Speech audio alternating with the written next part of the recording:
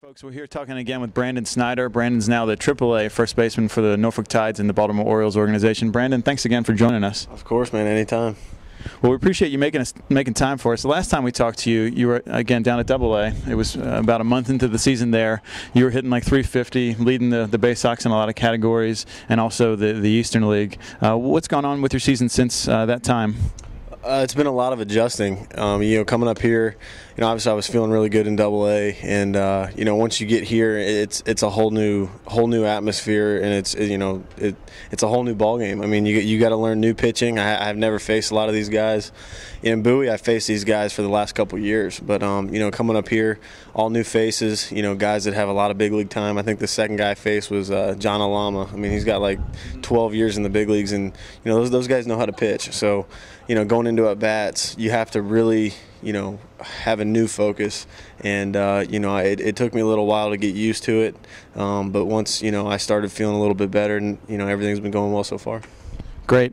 So I guess talk more about that, the differences between AA and AAA pitchers. And it seemed like down in Bowie they were kind of starting to pitch around you toward the end of your time there, and these guys are finding new ways to attack your hitting style. Yeah, it's kind of almost the same. They still pitch around you, but here the stuff that they're throwing everything for strikes. So it's harder to be patient, because the guys in AA that pitch around you, they're throwing curveballs or changeups away, or doing stuff, but they're not throwing them in the zone. They're kind of just basically giving you your base. Here, these guys they nitpick corners with changeups, sliders, curveballs, whatever it is, and so you got to really make the adjustment on understanding that if you do get a fastball, you got to jump on it, and at the same time, if you get that hanging breaking ball, or if they miss, a corner or something, to be able to, to jump on that pitch as well. All right. So on the flip side of that, Brandon, being on AAA also has given you the opportunity to play with some guys like Jeff Fiorentino, Chad Moeller, Joey Gathright, some guys that have had a taste in the big leagues. And what's the experience of being side by side with them each day like? It's great. I've known Joey, for instance, for a long time. We have the same agent, and I've always really looked up to him, and he's done a lot of great things in the big leagues, and he's trying to get back. So being able to be around these guys and understand not only what it takes to get there, but what it takes to get back, and in understanding your game, because at this level, it's just about doing your job and playing your game and going about your business on a day in and day out basis. And I would say our team is one of the most, highly decorated teams in the league, I would say. I mean, everybody's got time, and they've all played on a winning team. So, it's a lot of fun, and at the same time, it's a very great learning experience. Brandon, I'm going to shift gears a little bit and tell me a little bit. I mean, you're obviously a first-round draft pick, so with that comes some pressure. You were tearing it up in Bowie, came up here, and maybe the numbers weren't quite there. But talk about some of the pressure that you kind of are under as a first-round draft pick. I would say that the pressure isn't necessarily, where I was drafted or the case, but the fact that when I got here, it was like I saw, the guys that had left, Reimold and Montanez and Salazar, and, I kind of tried to come in and try to take over that role automatically, and you can't do that. I mean, those guys have experience. They've done a lot of great things in their careers, and they've worked up to this point. And I tried to step right in, and and this is a different ballpark than I'm used to playing in. I mean, in Bowie, it's more of a hitter's park. Here, it's probably the exact opposite. A lot of those fly balls, deep fly balls, especially to the opposite side where I have most of my power, they're not going out anymore. They're getting caught.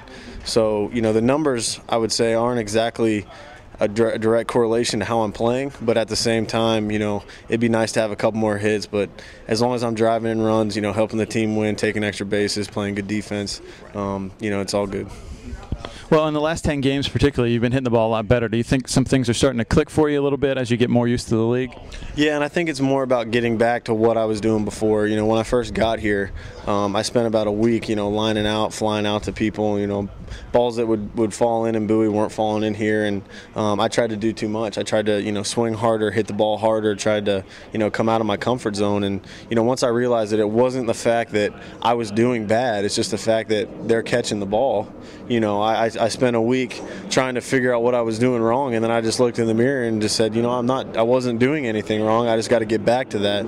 And once I did, and started having more consistently good at bats, seeing a lot of pitches, and just making sure that I was making solid contact. Things started to fall. Last night you had the opportunity to face a guy in Brad Lincoln who you've probably faced a couple times at Double-A and maybe now up here.